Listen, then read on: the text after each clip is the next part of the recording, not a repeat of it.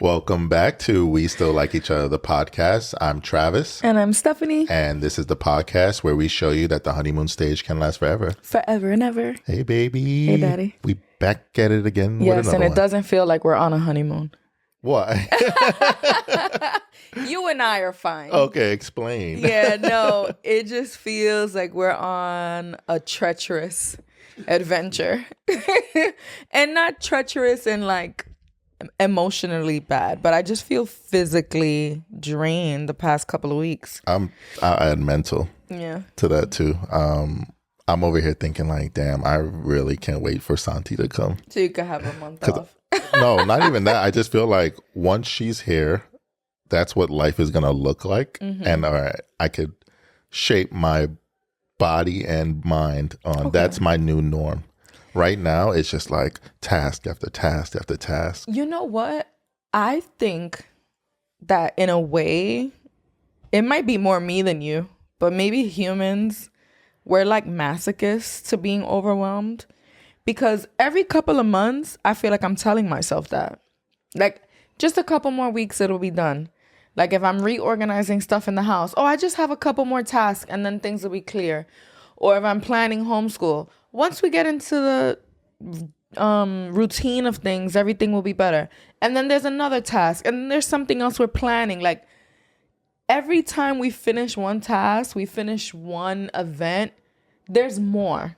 So will we ever reach that point where it's like, okay, now once the baby's here, or will there be something else that we gotta fucking get ready for? Maybe that's just me tricking my brain into, all right, you have something to look forward to. Because that's how I get through life, looking forward to breaks. Or looking forward to things, like small moments. Like, oh, we're going to go to the movies next week. Or we're going to go do this. Like, all right, that's how I get through the work week. Because I know there's you know how Eli loves dessert after every meal? That's my dessert. And I think since Santi's still about, let me see, November, December, January. Holy shit. She's only 3 months away. But that gives you at least, you're like, okay, for 3 months, I'm going to be busy as fuck. Ain't nothing I could do. All right. We chose this life. We chose this life. You know what? I prefer this than to be bored. You know, and I feel like in being busy, there's a lot of sense of accomplishment that happens often. Like those moments of success and like feeling proud and being like, oh, I'm so glad we did this. It's true because, you know, like even right after this podcast, I'll keep it really real with y'all. We got shit to do. One of them, which you all can understand, I got to clean the kitchen, right? If our house looked like a art exhibit every day, I wouldn't have that pride of cleaning a kitchen, right? Like it's gonna be a point where it's done. And I look back like, good job, Travis. But listen, if we had the means... But we don't. Let's not go down If we had the means for somebody to clean it, I don't think we'd miss cleaning the kitchen. I think that was a bad example. So there was a time when we were back in the Bronx, and we used to get our apartment cleaned every other week. Some of the best times of my life. And we still had to upkeep, you know? Yeah, but you know that deep clean. Like everyone knows, you know, you wipe your toilet, you clean your sink. That we did that throughout the week. But that deep cleaning where you get in the grout, thank you to them. Yeah, and it's like, even though I feel like we do pretty well of keeping up with the house, every couple of weeks there's still like a deep clean that needs to happen. Like there's just certain things that you're like, all right, I need to really like get under the couch cushions. And we're not. Having the cleaning service was taking that off our plate. We're not clean freaks by any means. But you know, we like our house in order. I'm definitely more of a clean freak than you. We're not a clean freak. We're not clean freaks by any means. No, like I'm not crazy about certain things, but I do have like certain standards with certain things. Like I like my toilet to be clean. I like my floors to be clean so I could be barefoot.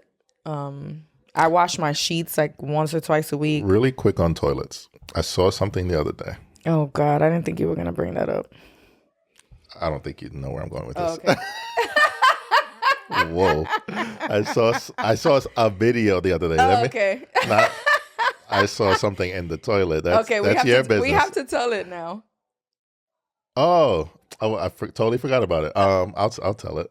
Okay. The other day I was going to work and I think I was like about to head out and I took one last look at myself in the downstairs bathroom, and I wasn't using the bathroom, just using the mirror. I look at the corner of my eye and I see something in the toilet. It's this big ass spider. A spider in the toilet. So I didn't freak out. I just went. It was like right in the center. I flushed it. As I'm flushing it, it's trying to like get to the side. He recorded it, so. But oh yeah, I grabbed my phone first. But why'd you grab your phone?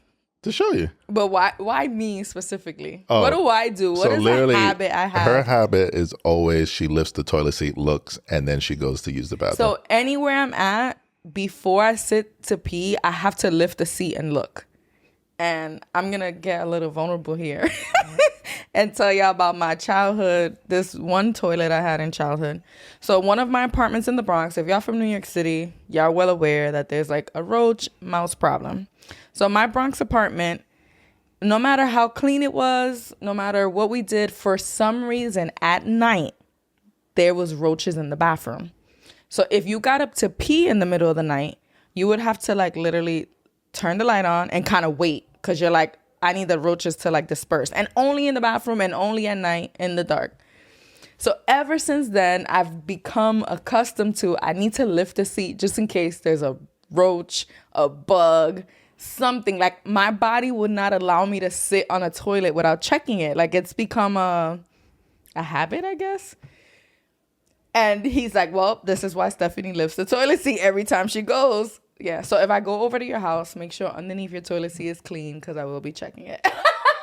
So, yeah, I flushed it. It went down. I flushed it twice. And then I showed Stephanie and she was just dying on the inside. All the hairs on my legs are like standing up. Like I'm still freaking out over it. And now I'm like, okay, this habit is never going away. I'm always going to check the toilet. Really quick on roaches. God. No, you just remind me of a core memory of mine. Okay. My grandmother on my father's side, she would take us out or maybe we go to church with her and we usually come back and it was late at night. Mm-hmm. And it was a thing that like, all right, we're going into grandma's apartment and we haven't been here all day. When she opens the door and turns on the light, go run in and start stomping. Because it'd be roaches? It'd be roaches. It'd be roaches. And it was just like a normal thing. Like, y'all ready? Go stop roaches. Go stop the roach. Oh, that's gross. That's gross. I'm thankful. Shout out to growing up in the hood. Yeah. And you know what? Now we live in Jersey and I've never seen a roach here, but we have spiders. We have freaking bees. We got it. One day we'll tell y'all the bee story. Oh, God. Yeah, that's a whole nother story. And then there's mice here, right? But they call them field mice because we live around a lot of farmland. So they're not actually in the house. But no. So like when it gets cold, they're looking for warm places. Mm-hmm. And when it was really, really hot, we got one because they also don't do well in the heat. But anyway, it's funny how they call them field mice, but in New York City, it's like, oh, yeah, dirty ass, right? They're the same fucking mouse. Where were we going with this? You saw a video about a toilet, and then we got sidetracked. Oh, it's about men and women and toilet seats. Okay. So they say when a man goes to use the bathroom, if you lift the toilet seat, put it back down when you leave.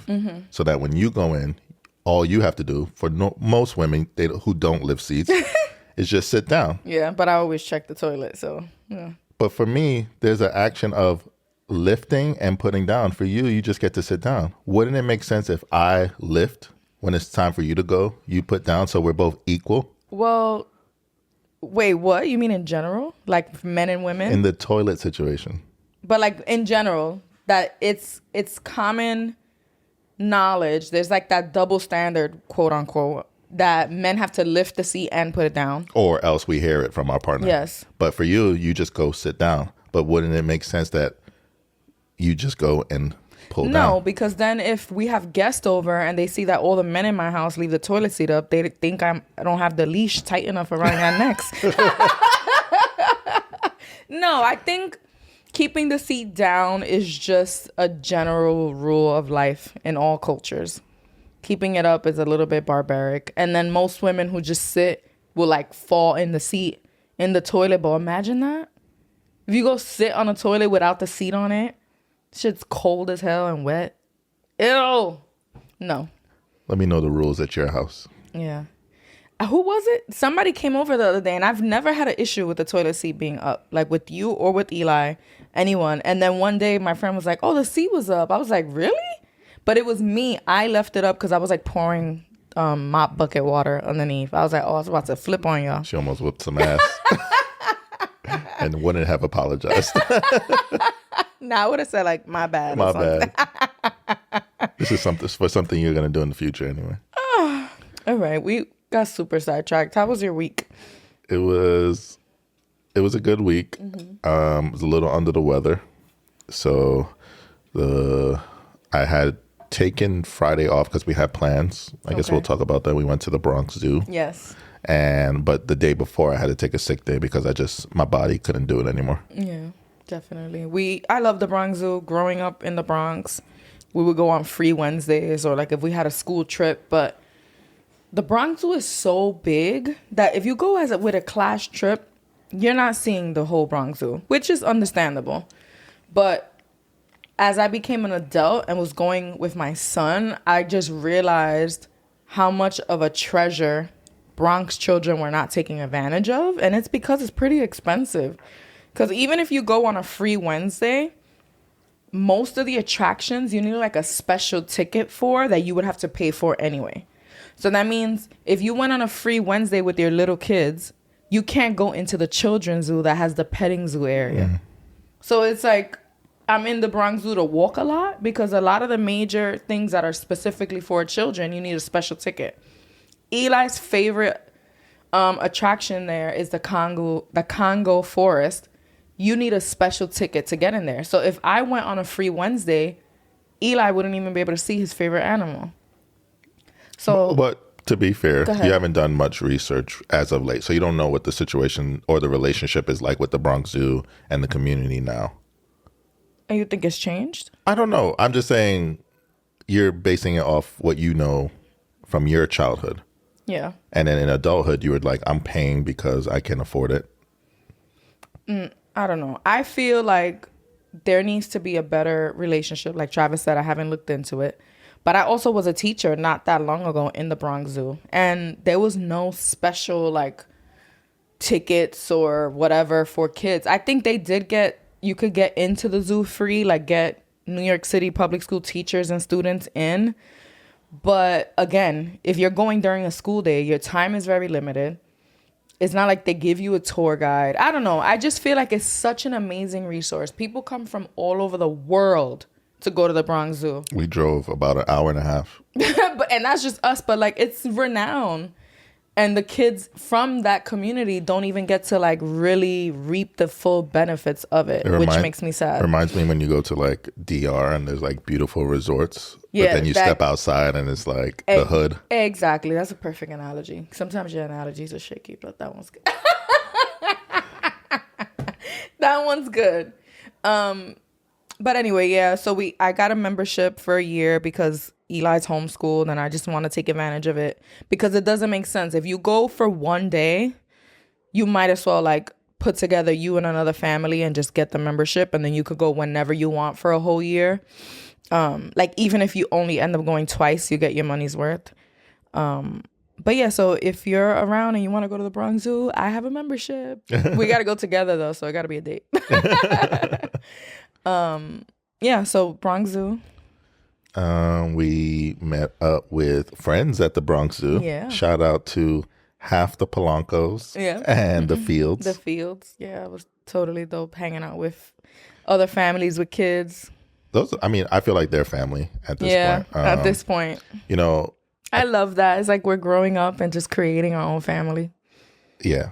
I was going to say, you know, you have those friends / family members that you're just okay being around them. You're not necessarily like trying to get to the next event or like if they just wanted to come over and watch Netflix with us, that would be like a happy time for me. There's just some people in your life that you just feel comfortable not doing anything with. Yeah. Usually when the Polancos come, the most we'll do is like take a walk, go to the park. Very chill. Make sure we do a Trader Joe's run for snacks. The other day I hugged Pete and he's like, man, y'all smell just makes me feel happy. Comfortable. And it's so funny. I was complaining about hugging people this weekend. Really? Oh, you feel like you were hugged out or something? No, I'm a physical touch person. the pregnancy hormones have my boobs like really, really sore. Oh, okay. And I'm like, I love hugs, but they hurt right now. Got you. Yeah. And then Saturday, I got a really beautiful gift from the fields. Do you want to say how it all started? Yeah. Well, you could say it because I don't know what you mean. Oh, just okay. So, the fields reached out to us. We got on a FaceTime, and they were looking like they were like in trouble and didn't know how to tell us something. Yeah. And long story short, they wanted to gift us a photo shoot because Steph has something coming up soon celebrating the pregnancy, and they're not going to be able to make it. Yeah, they live in Florida full time now, so the schedule just doesn't work for them. So they didn't have to do this, but they offered us a free photo shoot, like a maternity shoot. It was a little last minute, but it's free, so we had to make it work, and we did a little shopping, and we made it happen. Yeah, it was dope. I'm in this weird space. I kind of wanted to talk about this too, but in capitalism and in the world, just like attempting to celebrate these milestones could be like a burden financially. And then it's like, if you don't do them, you get this FOMO, like you're missing out on something. Social media doesn't help. Yeah, or you feel like you'll regret it. Like, oh my God, am I going to regret not doing this, not having that? And I feel like with my first kid, I definitely didn't have the financial means to even think about having like a shower and all that stuff. I did plan a photo shoot, and I went into labor the day of the shoot because I saved it for the last minute. I ended up having a little surprise shower that was so cute with River. Again, like I was like, financially, it just didn't make sense. We like got a car. I was leaving my job. I was due around Christmas. I was like, I'm not planning anything crazy. We did like an announcement shoot. Yeah, we did an announcement shoot. You were pushing that stomach out because you barely. I barely had a belly. I did too. But you see, when I did announcement shoots, I didn't know I was going to leave my job yet. That was like earlier on. And I was like, I could put a couple dollars to this. Yeah. Good point. But in this, from what I'm thinking, I believe this will be our last pregnancy. So I'm having those thoughts of, I need to celebrate. I need to do something. I need to remember it. I need to embrace it. But even just when she's kicking, I'm like, babe, touch her. Like, oh my God, these are the last times that we'll feel like a baby in my belly. But on top of those small moments is also like, should I have a little shower? Should I take photos? Maybe I could take pictures here or there, and like doing all of that. And it's been a mental like gymnastics or Olympics, what I've been calling it lately. I feel like I've said that a lot. But anyway, in trying to find the balance between celebrating, but it still being meaningful about me, about my family, and it not becoming like I'm pleasing other people and, catering to the expectations of like social media. Yeah, that happens a lot in a lot of milestones. Yeah. The most common one is probably weddings. Yeah. You always see people who like go all out and then they have regret. I'm super grateful that we didn't try and like do anything like that. Yeah. And then, especially with babies, you have baby showers for your family. You're spending hundreds of dollars on food for your family. You're taking pictures, renting halls, and doing all. But then I don't want that to deter people from wanting to celebrate also, right? But I also feel like it matters what your current situation is, right? Because if you're going broke to accomplish this, or if you're already broke. But I guess that's what I'm trying to say is like, how do we celebrate within our budget and if you're fulfilling, right? Because even we're planning a sprinkle for this baby. We're calling it a sprinkle because we just had a baby, so we don't need as many of the bigger things. And it's in our house. It's all women. Like Travis won't even be here. But even that, I get the questions of like, well, who do I have to invite so these people don't feel left out? Or what should I have? I'm like, it's picnic style. I don't want like a huge dinner, but it's like, you're Dominican and Jamaican. People expecting like a full meal at this thing. It's like all this back and forth of like, when the original idea was, I want to celebrate myself. I want to celebrate my daughter. And that's another thing. I get so emotional this pregnancy in ways I never did with my boys. in like having a daughter and bringing a woman into this world. And it feels more and more, which could be toxic as fuck. And I'm hoping that I'm doing the work not to put it on her, but it feels like I'm gonna be healing myself and like seeing myself like little me, and like I really get emotional. So I feel like I want to celebrate her, because one of the things I've always wished in my childhood is that I felt a little bit more celebrated and less like a required task, like you have to be taken care of, or afterthought. Yeah. So that's part of it, but it's like I'm teetering between I'm celebrating this beautiful, precious moment that's so important to me, and like I'm accommodating for people's needs and expectations of that day. So like, how do you do that successfully?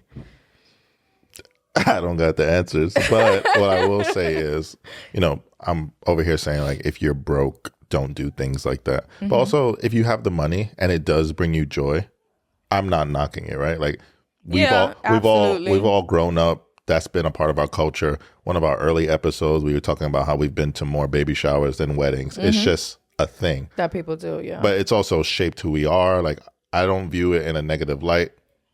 If we're at a point now where you can afford it and you can celebrate that way, go all out. But I also kind of have a little pushback on you saying, if you broke, don't do it. Because I feel like at the core of what it's supposed to be about is about celebrating a special moment that no matter how broke you are, should be celebrated. Yeah. In a way, in some way, some shape or form, it should be memorialized in a way. And by that, I mean like something to remember, that it wasn't an afterthought, like you just said. Yeah. No matter how broke you are, like if you have a small core group of friends that come together and find a way to celebrate you, even if it's not this Instagram, TikTok, baby shower. I agree. Yeah. I'm thinking back to like, I know plenty of family members, probably even my mother, who like didn't have it, but they saved up and made sure they did something, because it's just so a part of our culture that it's like, it's a no-brainer. Like, what do you mean? Yeah. Like, I think it wasn't until I met you and we were like getting married and having babies and we were doing things differently that we went against the grain. Mm-hmm. Everyone's like, what do you mean you're not having a big wedding? What do you mean you're not having a baby shower? And even now people are like, I know how y'all go, but can we do something, and we have a lunch? Like the fact that you're even doing the sprinkle is a big deal. It's big. And even the sprinkle, I have guilt, because even though it's small, even though it's in our house, I need something to wear. I need to feed people. I need to have beverages. I want all of us to look nice, to take photos, even though y'all gonna leave. It adds up. Even when you try to do something small, it adds up, especially when you like things a certain way. But yeah, that's been my struggle. But all this came up from the Fields gifting us a photo shoot. And it's something I didn't have to come out of pocket for, but it feels great.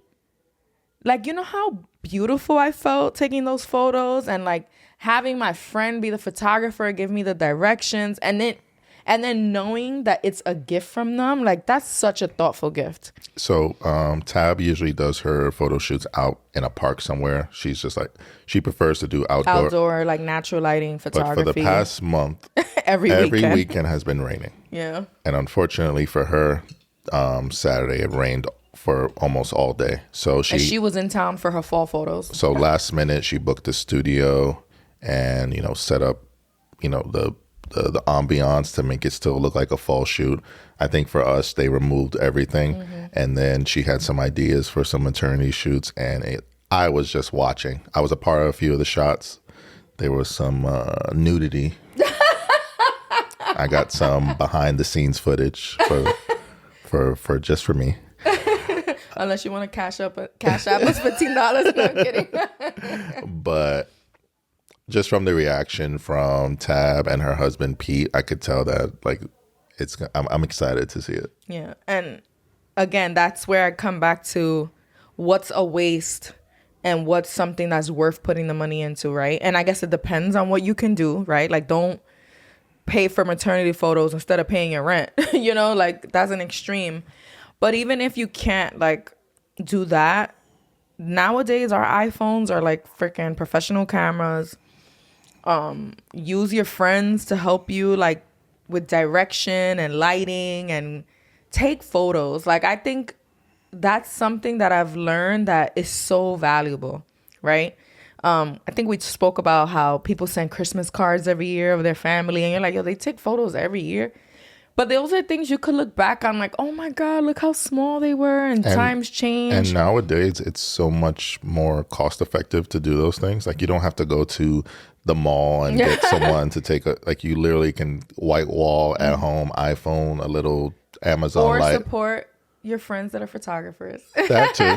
But if you don't got a friend who's a photographer, it's easy to accomplish. Like if we wanted to do something, we can knock it out now just with what's in our home. I totally agree. Like I've been taking more photos with my boys. I never really had my belly exposed unless it was like at the beach or the pool. And I feel like this time around, like I'm going to wear outfits that have my belly out. Like, cause like Rihanna does it. Oh, well, I'm not a celebrity, but I want to like really embrace pregnancy in a way that I never really did. That never really felt natural to me. I think it's a New York thing. New York City thing. Let me be correct. Mm-hmm. That I feel like we all feel like we're celebrities. That's why we don't get pressed when we see celebrities in the street. Like it's just like, all right, whatever, that's Drake. I'm a little bit more like, I would be like, can I have a picture? Hi. Like I would be excited. As much as I love Drake, cool. I would just be like, oh, that's crazy, and then keep it pushing. Even though I did see Drake and he was right in front of me, but I was so starstruck that I couldn't say anything. No, I feel New York people let me know. I feel like New York City. Gotta be careful. Not Buffalo, New York. Listen, if I saw him again, it's been like over 10 years. I've been practicing. I'm not gonna be too starstruck to say hello and ask for a picture. You gonna play it cool? Cool, but I'm gonna ask for a picture. How you gonna say it? Daddy, please, please, let me get a picture with you. Poppy champagne. Champagne poppy. I'm kidding. No, I don't know, but I always have that regret of like, I should have asked. He could have, the worst he would have said was no. Why was I acting too cool? But I don't think I was too cool. I think I was just like, holy fuck. Okay. You just threw my theory out, but I still think everyone from New York City, we think we're a celebrity. Yeah, but I don't think the reason I take risks and wear my belly out and wear things differently is not because I think I'm a celebrity. No. I think I'm just like a risk taker with fashion. That's just who you are. It's just always been that way. Yeah. Even in like growing up, like I remember being like in middle school and I had like pink bangs and I went through like a bohemian phase with clothes and don't forget your goth face. Travis swears I was goth. I was not goth. She had the lips, the mad piercings. Millennials from the hood, we were hood as fuck, but we went through a piercing phase if we had parents that allowed it. And my mom didn't really allow it, but then I kind of just did it. And then she was just like, whatever at this point. And then I just went. Once I got the whatever, I just pierced everything. But we were still us, like still listening to hip hop, still listening to what? Everything? No, not everything. But I had a lot of piercings. Okay. The weirdest one was my wrist and the back of my neck. Doesn't that sound goth? It wasn't though. I was still like. And you were singing like Avril Lavigne and shit. Only the ones everybody was singing. The ones that were mainstream. Okay. Whoa, whatever makes you bright. I'm so sorry to whoever's listening to that in the car right now. But yeah, I feel like we've been talking a lot about our week. Yeah. All right. So before we move on, I didn't give y'all any homework last week, but I realized, like any good teacher, I have to. What? Homework? Yeah. Last week we just kept talking. I didn't stop at all to say. If you're watching on YouTube, leave a comment, like drop the video. Like, share this with your friend, family, and say, you got to watch them. I've been trying to put you on. Podcasts, Apple, Spotify, leave us a 5-star rating. Anything less, we will get you back next week. If you are wanting some extra content from us, we're doing interactive recaps every other week. We have one coming up this week. Join us on Patreon, patreon.com/we still like each other. And I think that's it. Yep. All right. You ready? Do you have a facts.Travis? Yeah, this is not a did you know. This is a facts.Travis. Because we haven't fact checked it. And not at all, but it sounds amazing. Facts, Travis. Similar personalities are not likely to last for longer. Contrary to the common notion that opposites attract, studies suggest that having similar personalities does not always serve as a reliable predictor for long-term partnerships. Although initial attraction may be fueled by early compatibility based on similar features and interests, other elements such as communication, emotional connection, and mutual support contribute to the durability of a relationship and can even lead to a happy married couple. Okay, so I was going to try to ignore this, but it doesn't make sense to me because it says contrary to the common notion that opposites attract, but that is what they're saying. Right? Oh, well, it's a facts, Travis. Right? Because then it goes on to talk about how similar personalities is not reliable predictive long-term relationships. So then the opposite would probably be true, right? That opposites do attract. So it's not contrary. Similar personalities are not likely to last for longer. Right? Isn't that what it's saying? I guess. But, but you get what it's saying, though. I get what it's saying, but I guess what didn't need to be there was the whole contrary to opposites attract. Yeah. So it's basically just saying that similar personalities does not mean a lasting relationship. And I agree. I agree too, because I always think like I wouldn't want to date someone like me. So I even think about that in terms of like hobbies, right? Okay. So, for most of my life, I was a big gamer and stay at home all day playing video games on the computer, no lifing it. And there was a part of me that's like, do I want a partner who is about that life? Just no life it with me and we both just at the computer playing all day. Sometimes I used to ask Travis, like, is that what you want? Like, would you want someone who just didn't care, that you spent your days off playing games? Like, is that the life you wanted to live? And no, I've never dated anyone like that. It's always been someone who's like outside, and then me, you always know where I'm at. So I just don't think that would be a fun experience. And I know there's plenty of couples who like they both enjoy playing video games, but according to this fact, Travis, you are way too competitive. That like if I liked games too, it'd be like a thing. Like we'd be competing with each other, like cause problems. I don't think so. You are very competitive, babe. Because that's not. I like it. I used to enjoy playing like fantasy games where you like create a character and you're in this world and like The Sims. And it would be more so like we're teaming up more so than it's going against each other. Gotcha. Okay. Yeah. I don't know. I never had. You know how people say people who can't dance have like 2 left feet, or like people who can't keep a plant alive have a black thumb. My hands can't do video games. Like I don't know what it is. Like beyond like basic Mario Kart, even when I played Mortal Kombat, I didn't know what the fuck I was doing. Like I didn't remember the 3 triggers that led to a thing. I'm just pressing buttons. Like, and then once it got even harder than that, I just couldn't. Like I just can't get it. Like even now, Eli's better than me at games because I just don't have it. Like I don't know, my fingers just don't do it. I'm thinking maybe I'm focusing too much on hobbies because people can have similar hobbies, but they can also be different people. I think the opposite could be true. Like you could be similar, but then have different hobbies. Because I think what should be compatible and similar in certain relationships are like things that become deal breakers, right? Like having kids or not wanting to have kids, Republican or Democrat. Your views on the LGBTQ community. Those are certain things that are like deal breakers for me. And we need to kind of align on those topics. But then hobbies could be different. Yeah. What I was thinking of is shout out to Evelise. Okay. Her and her husband love dancing. Yeah. But I don't know that they're the same in terms of their personality. I don't think dancing makes them. Yeah. Mm-hmm. Yeah. They could have common hobbies. And honestly, we're more alike than you might think. Tell me more. Like, we're both comfortable being home. Like, we're like homebodies. We love couch time. I think we're similar when it comes to the type of friends we kind of like, the type of friendships we like. Not friends, but friendships. Like, We like low maintenance friends that we could do nothing with. Yeah. Somewhat. I think low maintenance, I don't know, it sounds like I want an easy friend, like a no drama friend.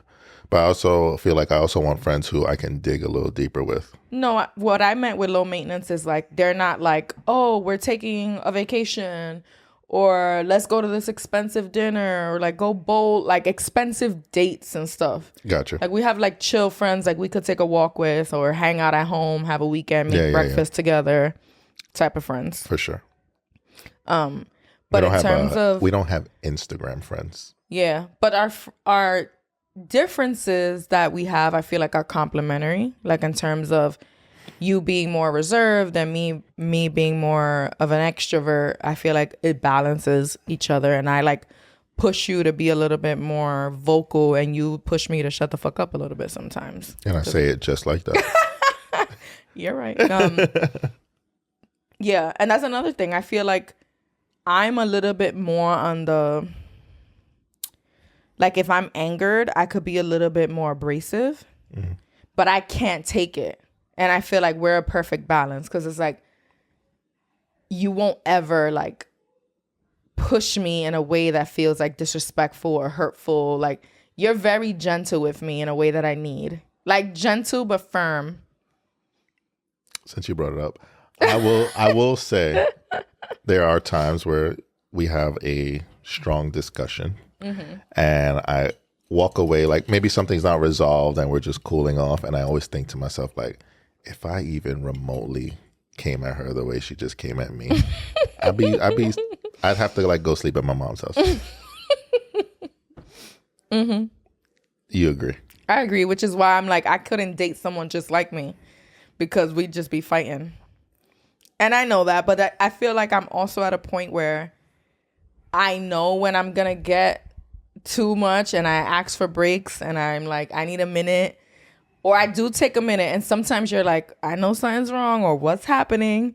And I've already talked myself down several levels before I finally say something. Yeah, I'm still working on finding that happy middle ground because I can't pretend. Like I can't pretend like everything's okay. You know, we have a decent sized house, but it's not huge. So we're going to be around each other. Yeah. So I'm trying to find that middle ground where it's like, give her space, but also I don't want to sit in this for too long because I feel it not only emotionally, but physically. So yeah, still working on it. I feel like the easiest thing is like acknowledging it. Like, you need a minute? Okay. I'm here when you're ready. All right, I'm going to try that. You know, like just simple, like, I know what's happening. I'm not going to ignore it because I've spoke about this before. I'm not the type of person who's like sulking, waiting for you to be like, what's wrong? Because when I'm ready to talk, I'm going to talk. So when I'm not saying anything, it's like I'm in my moment. I need it. Like it's not me looking for you to like baby me. Gotcha. I got it. So it's like, just, you know, give me the space I need and then we'll be all right. Noted. So how do I say it again? You need a minute? Yeah. Okay. But don't, you see, now it sounds like you're already about to annoy me. I'm going to be on some bullshit. Shit. I'm like, you need a minute? I just said good morning. I hate you. Oh, God. All right.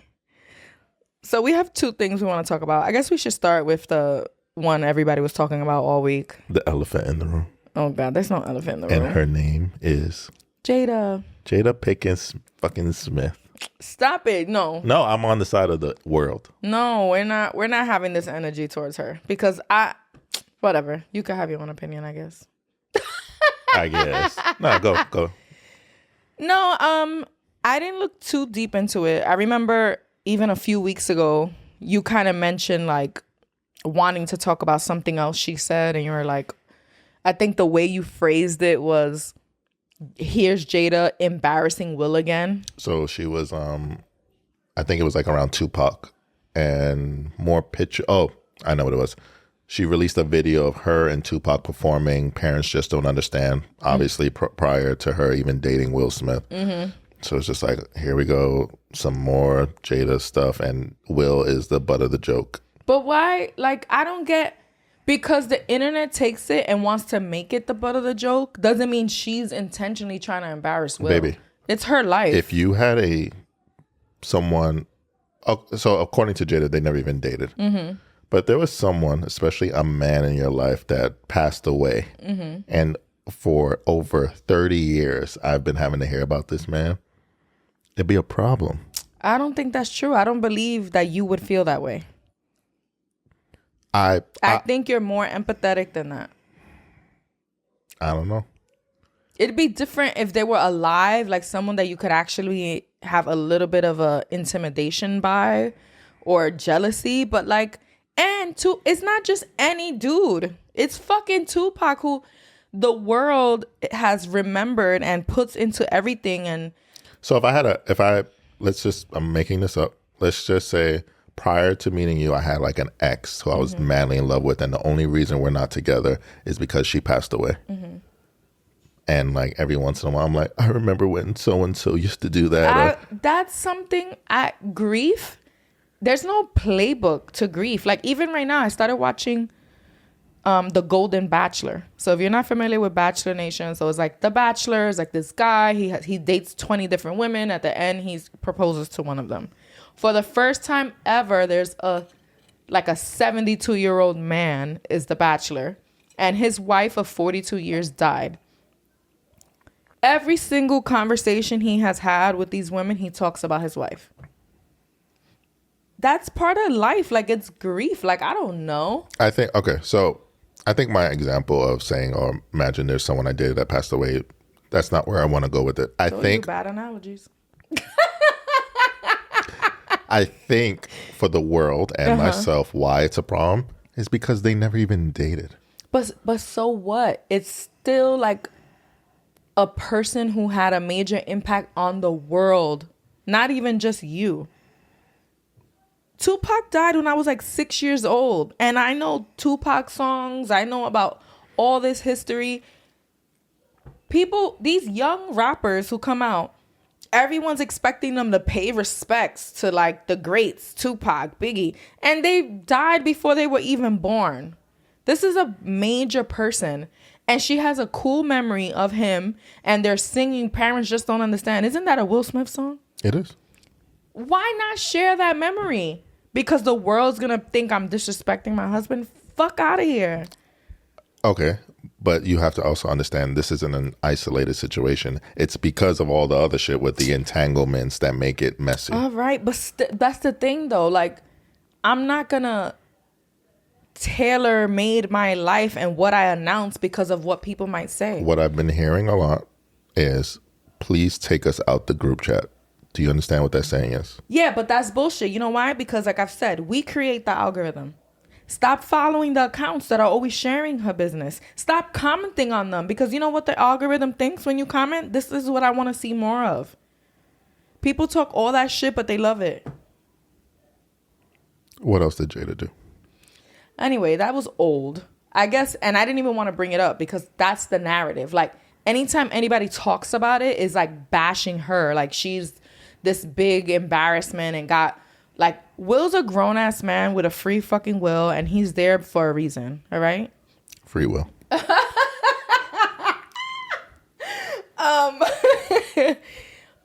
I guess the only reason I wanted to bring this part up now is because the new revelation is that they've been separated since 2016. Travis and I have been married since 2016. You know how much life is lived in 8 years? Like, so much fucking life. Like, we've had 2 extra kids and moved different places, started a podcast, you know, like, have learned and grown so much in 8 years that I think they did themselves a disservice being separated this long, but hiding it and keeping it a secret and pretending to still be together. Like, why? That's the part where I don't agree, because there are plenty of people who are married and you don't agree with what? Where they ran with this facade of still being married. I don't have a problem with them being like married but separated for however many years. But the whole we're still married. Like, you're keeping up appearances, you're walking red carpets. I thought you were saying you disagree with what I said. No, so I even think back to recently. I think this was, maybe it's going on a year now that it was announced. Who was back in New York? Who was the former mayor? De Blasio. De Blasio. Him and his wife are separated, but still married, still living in the same house. And they're basically like, we're gonna live our own lives, date other people, but we're still coming back to this house. That's so weird. And it's weird, but it's also like it's probably a lot more normal than we know of, right? It's only an issue. I think the only issue is keeping up with the fact that you're saying you're married. Because if everyone's like, it's been rumors for years that they've been breaking up, to the point where she just revealed, I don't know if you know this, that during one of the times where everyone's like, oh, they separated, she got a phone call. Do you know where I'm going with this? She got a phone call from Chris Rock saying, hey, I would love to take you out. So that's why Will was really butthurt that day. I know you're getting separated. And she tells him, I don't know what you're talking about. And he was just like really apologetic and dropped it. So she let that out. I think she's dropping a book. It's a memoir, right? That's why everything's coming out. That's why she's doing interviews with everyone. Smart as fuck. Oh, shut up. Y'all be telling y'all business for free. Shut up. Let her talk. This is true. She gonna make money. Let her be. Like, so what? I don't agree with the whole separating. I think a big part of our whole message from the beginning of this is like, we're still together because we still like each other. We don't agree with people who stay together just for the kids. And I even think about their kids. Like, this must be the weirdest thing for them. Like, what are they learning from this? It kind of all makes sense now. Like, there was even reports of, what's her name? Willow, like writing letters to Tupac saying, I wish you were my dad. What? Look it up. Well, you got that from facts.net, bro? Like, what the Keep fuck talking. is I'll pull it up. Travis and his weird ass sources, yo. His news source is like the ghetto. It's literally, I didn't even have to, I just wrote Willow, Tupac, and then it finished, writes letter to Tupac, and it's XXL, Reddit. She wrote a letter to Tupac. XXL, Reddit, There's a bunch more. Is there New York Times? That's your only credible source? But I know they're credible. Anywho. He said Reddit and XXL. He should have just said The Onion in the Shade Room. Like, what the fuck? I'm crying. Anywho. Okay. So do you think that people who are formerly married can do this successfully, where they just separate but don't get a divorce, at least legally? Yeah, why not? Divorce is all like a whole legal thing that happens. I'm sure there's nuances to everything. But what they did, it wasn't that. It was like, we're separated, but we're keeping it a secret. Like, how did that work? Like, were they dating? Well, yeah, because we know the August Alsina thing happened during that time period. Yeah. But that's another thing. She was villainized for that. Like, oh my God, how dare you, when they weren't even together. So they went that hard with keeping the lie that they didn't even like. That would be the moment, like, all right, back against the wall. We weren't together. We're not together. So she took all the heat for quote unquote cheating, even though they were separated. But she's still the villain. It's weird because, like, even when all that stuff came out, her and Will did the red table, and still that wasn't. It almost feels like she's moving the goalpost for it to make sense. You know, like, oh yeah, we've been separated since 2016. When was the August Alsina thing? Oh, okay, I guess. Oh, so now she's making shit up to you now. Why do you hate women? Because that's just made up. You just made up a scenario. We are to villainize Jada. On here debating and guessing as to what her motives are. But no, I'm not guessing her motives. Okay. We're not doing that. I'm going to clip that. Why do you hate women? It just seems that, like, now I would be like, wow, so she let everyone call her a cheater even though they weren't together. Like, so now you're flipping it the other way. She's so brave. How is that? I'm not flipping it. I'm literally telling you. Everyone was calling her a cheater and how terrible she is, but they were separate. That's not making anything up. I'm saying, if anything, people should be like, wow, she took a lot of heat when she didn't need to. And you're saying, oh, maybe she's moving the goalposts. Like, she's making it up now. They weren't separated since 2016. Because, she got to be lying, because women are just liars. Not all of y'all. But, I don't have much more thoughts for Jada. I will just say I agree. So I was scared to bring this up because I didn't want the focus to be about like a grown woman and her choices, and like it was more so just that part. Like, listen, I'll say the this. divorce. I'll say this. He's like on the rise, positive speaking, Jay Shetty. I think she's on this pod, and Will either wrote to Jay like a message to her. He's been nothing but supportive to her. So at the end of the day, my opinion, the world's opinion, your opinion doesn't matter. If her family and her husband are behind her, whatever, fuck what I think, fuck what the world thinks. Yeah. Like, she's not here like doing a tell-all and all her family's like, oh my God, I can't believe she said that. Like, Everybody knows what she's saying. Exactly. So with that being said, it doesn't matter what I think. It doesn't matter what the world thinks. If the people that she cares about have her back, then tell us some more. I'm here for the tea. Yeah. And if you don't want to be in the group chat, literally stop fucking commenting on it. Stop sharing it. Because your algorithm is like, yeah, they pretending they don't like it, but they do. I guess final thoughts on that is just don't keep up appearances for people, but be happy. That's 7-8 years of their lives they're never going to get back. They could have just been living separate, still loving each other, still respecting each other, still having a family unit bond, because I think I love when I see that. Couples who separate but still have a family. All of that could have happened. Like, I don't understand. Unless, again, I haven't really looked into what she's been saying. Were they afraid of letting go for real? Like, were they still holding on to hope that they would fix it? Maybe since 2016, they've tried to bring it back a couple times. Yeah. And what does separated look like? Like, now my nosy part of my brain is like, did they live together? Did they live in the same house but separate sides? Like, did the kids know? Kids definitely knew. And they're grown, they're kids now. It's not like they're little babies. But, those little, like, nosy questions that I have are coming up. But all right, moving on to the last thing we're going to talk about today.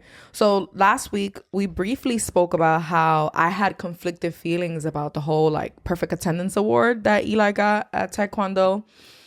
And we brought it up about school, but then we posted a clip about it, and it kind of brought up this bigger conversation about how we're being conditioned for capitalism from childhood, right?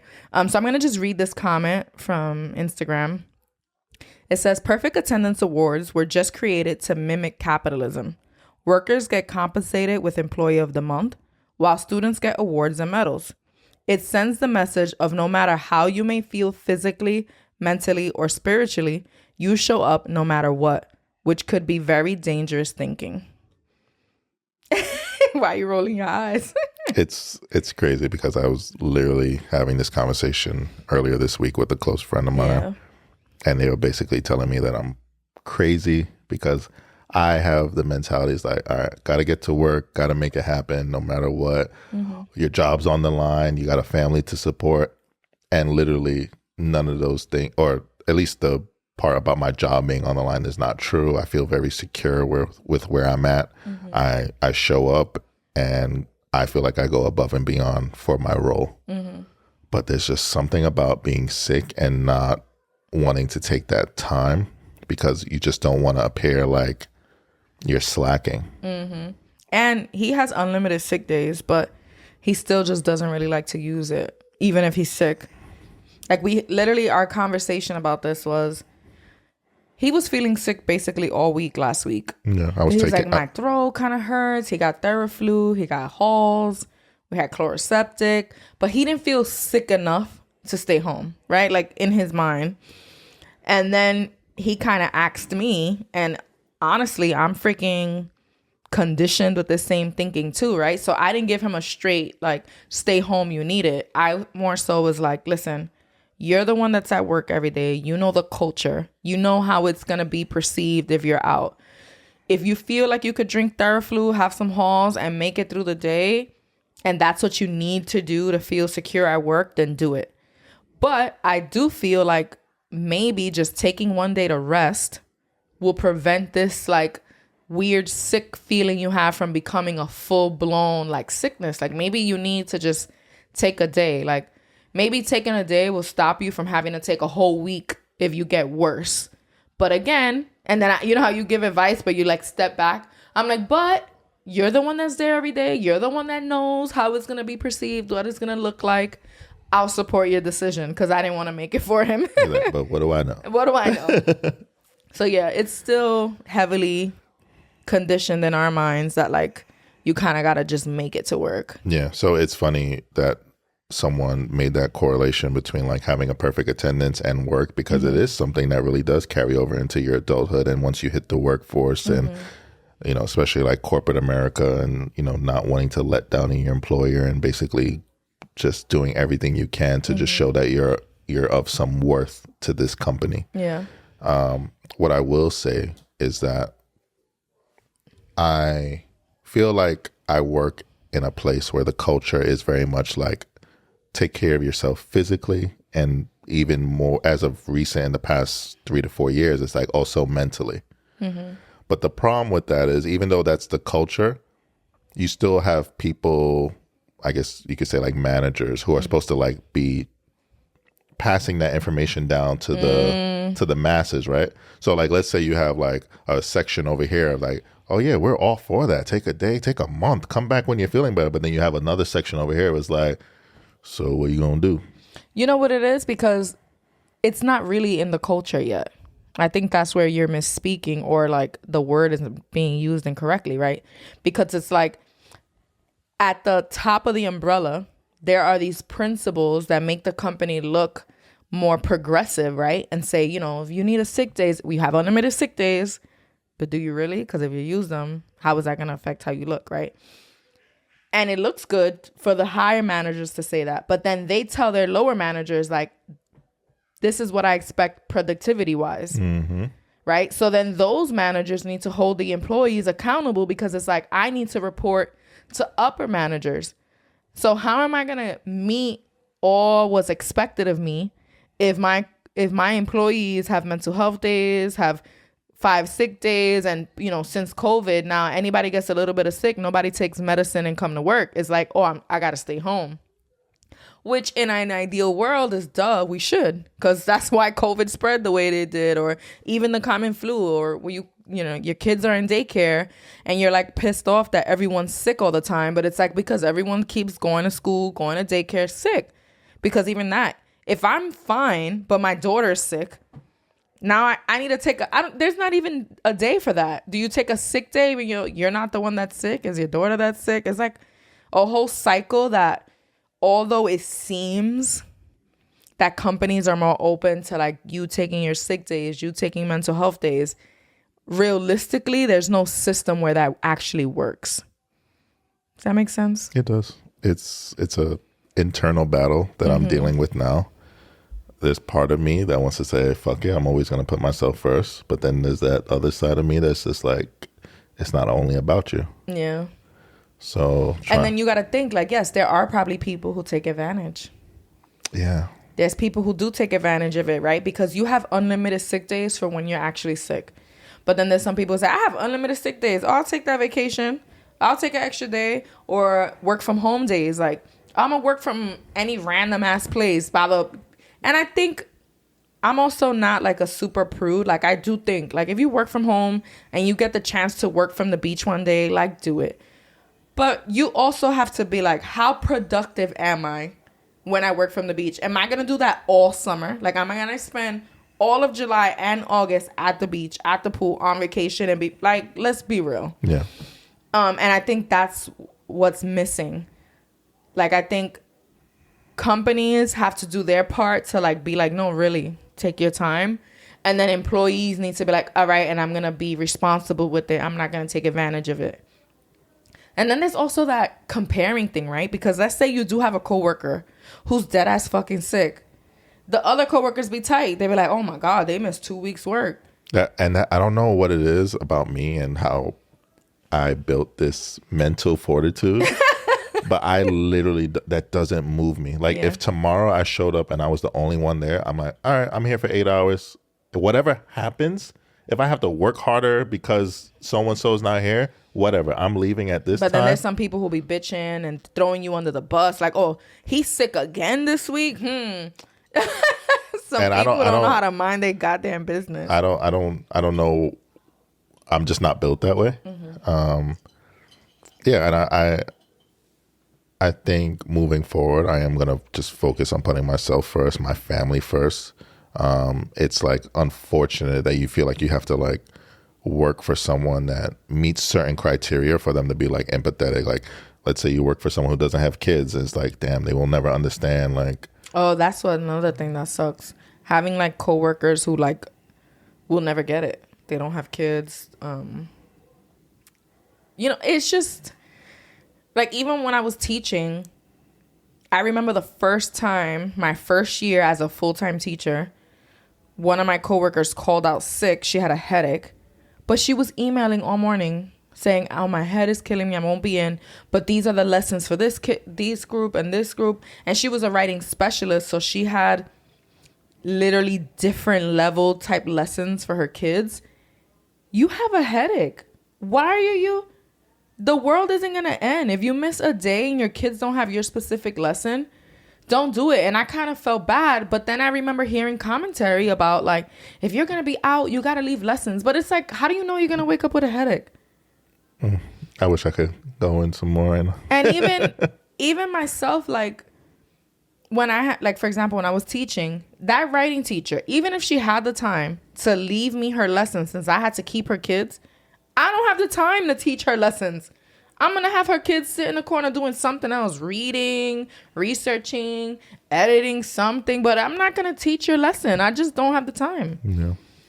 Yeah. And that's just one field. And then there's other fields that you think of, like first responders and stuff. Like, it's harder to take a day if literally other people's lives are in your hands. No. It becomes even more of a complex issue. But I will say this. Mm-hmm.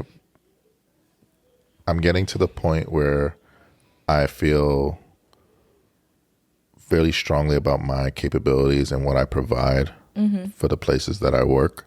Okay. And then I'm becoming less afraid to speak up and also do the thing. Like, if I feel something's wrong, or if I feel like if I'm sick, like, I'm gonna do that shit. And that scares me. And like, I believe it. But my programming scares me on that. Yeah. Literally, when I first started working as a para, I worked in the same elementary school that I taught. No, I worked in the same elementary school that I went to as a kid.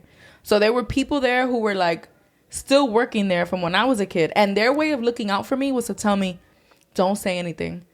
Agree with everything they tell you to do and just say, okay.